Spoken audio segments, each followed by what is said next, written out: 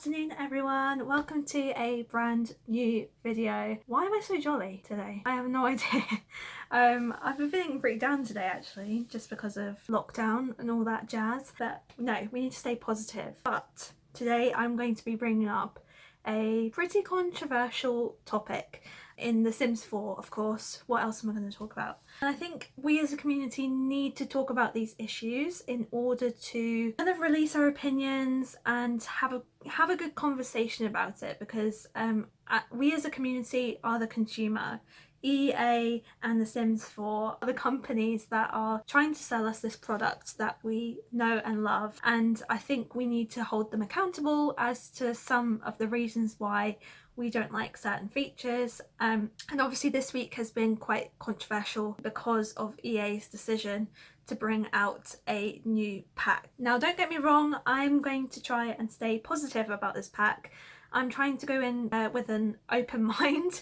However, I'm going to try and be a bit hypocritical of myself, but I'm going to talk a little bit about some of the issues that I see potentially coming up due to this pack. Some of the things that have been going around in my head as to why this pack is being so controversial. So they released a new pack last week on, I think it was the 4th of May. It was 4 o'clock my time, so in the UK, and 8 o'clock in LA, and I was really excited actually. I was really excited about the dropping of this trailer. However, after it released, wasn't that excited, and I think this whole emotions and reactions to this video was tampered with because of the previous leak that had happened a few days earlier. So the leak that happened was from a Target employee, and it basically said that we were going to get a country living expansion pack rather than an eco living expansion pack, and this was the first problem.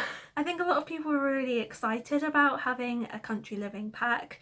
I think it gave people the expectations that it was going to be more like a farming pack, so maybe some more animals, maybe some more additions to gardening, not particularly changing the gardening as it is, but basically expanding on it, making it more, I don't know how to describe it, like bulking it out in terms of, you know, you don't just have a few tomato bushes here and there, it's more of a larger scale gardening skill. I don't know, potentially the introduction of like farm machinery and that kind of thing. So I think people were really excited about that prospect, and also country living kind of opened up that idea to new eco living features. So in a way you could have included eco living in the country living expansion pack, but anyway, that's not the point. Let's not talk about what we could have had. This is what we've got. So we've got eco living and this is the new expansion pack, and we have to deal with that. Deal with it, Fliss. So I'm going to talk a little bit about why there were so many mixed reactions. So a lot of people were obviously upset that they weren't getting country living. They kind of built up their expectations and then they obviously got eco living instead. But also the fact that I think a lot of people were excited about eco living because obviously it's a very relatable topic. The world is going through a situation in which sustainability, eco-living is being pushed onto us, like we need to be better, we need to save our planet, and we definitely do. But The Sims 4, it was kind of surprising to me because The Sims 4 seems so happy and jolly and nothing really goes wrong in The Sims 4.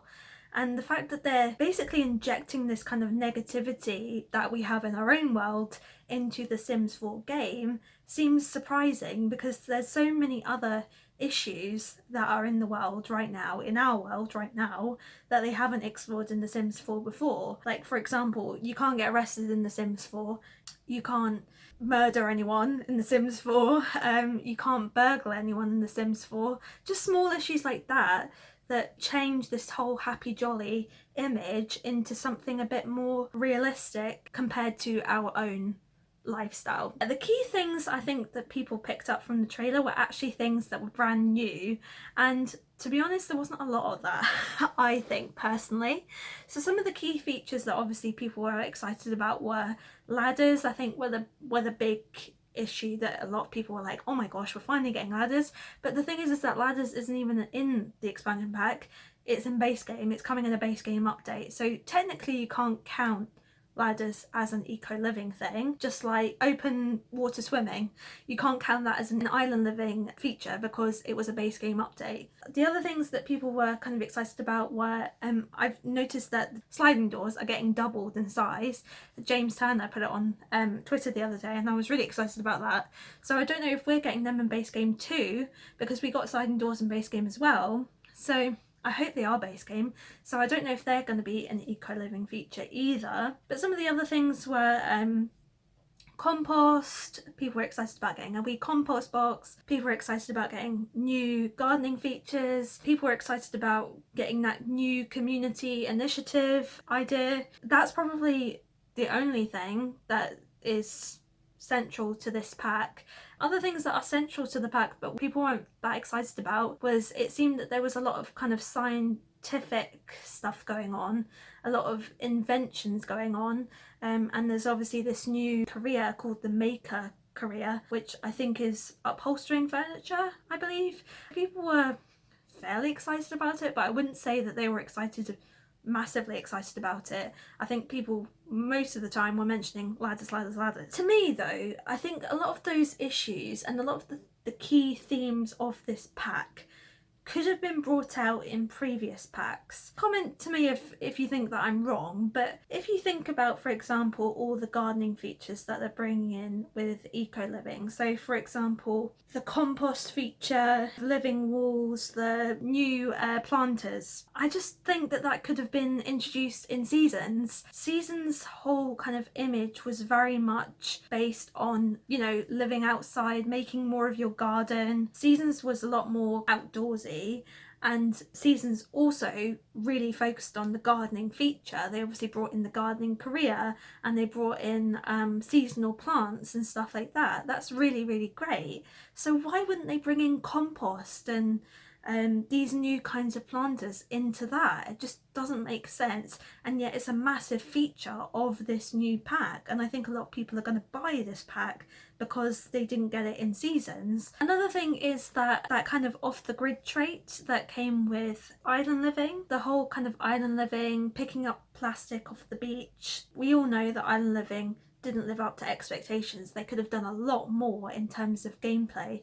So why didn't they bring that in there? Why didn't they bring in all these features in island living? So for example, like, you can see some of these beach houses with beautiful solar panels on there. The whole point about island living is that it's a beautiful paradise world in which it's sunny throughout the year, so you've got to make the most of those resources, and the resources in island living are the sun, the weather, the beaches and the water, the sea around it. So they make a big thing out of fishing, but why do they not make a big thing out of the weather? So I think the point that I'm trying to make is, why are some of the features, or it seems to me that some of the features in eco living are undermining the features that we got in previous packs? The whole gardening initiative in eco living seems to undermine Seasons and the whole thing that Seasons was trying to achieve with the gardening skill. And I also think island living and the conservationist skill is undermined by eco living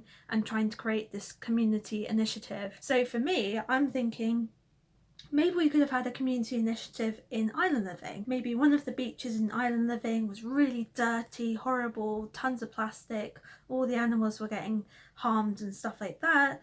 We could have had a beach, a community lot in Solani, where people met and they cleaned the beach, and it was a community initiative, it was a neighbour initiative.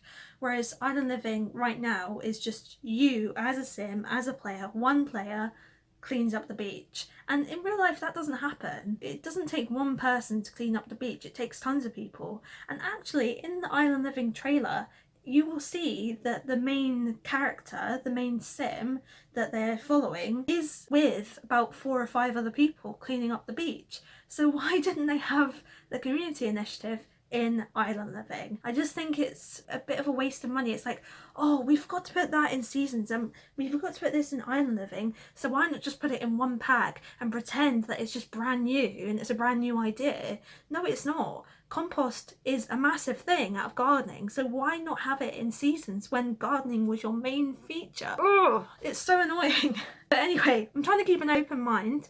Yeah, I just think that eco-living is rejuvenating some ideas that they maybe forgot in previous packs. Oh, another thing is the litter situation. I don't know how it's going to affect all of the other worlds that we've already got if you get eco-living. But I think the whole litter thing could have been, even in base game, like even right at the start, you could have an interaction where in Newcrest, for example, someone walks outside of your house because the Sims walk past your house all the time and they drop a bit of litter, and then your Sim could go outside and say, "Oi, why are you dropping that litter?"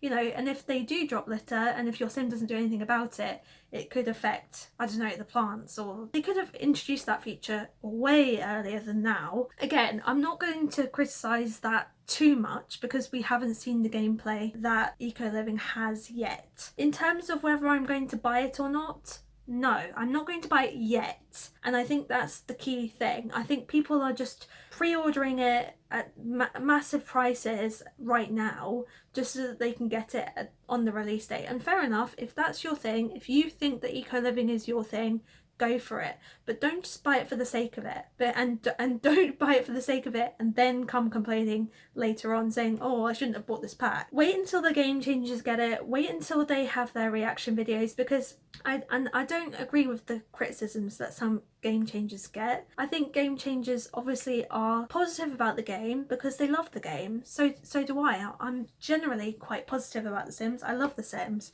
However, I think that game changers do give out criticism when it's needed. I've seen comments like, "Oh, James Turner always talks badly about The Sims," and Little Simsy or Kayla, she always moans about The Sims and what's wrong with it. But it's like, if these game changers don't talk up, if they don't voice our opinions, then what is their point as a game changer? I'm just a little person in Edinburgh making a video on my very small YouTube channel. These guys have millions of followers, and if EA are going to listen to anyone, they're going to listen to them. So if they're moaning about things, let them moan about it, because we might get changes in the game that can affect you and that can make the game better. So in all, what I'm saying is that keep an open mind to eco-living. Try not to criticise people that moan about it because they have a reason to moan about it. It's a free world, we're allowed our opinion. You may not agree with that opinion, they may not agree with your opinion. So just leave it at that. Let's have a good conversation about it, and let's see what eco-living is actually about. That's some of the things that I've been thinking about, some of the criticisms that I can think of. I hope that it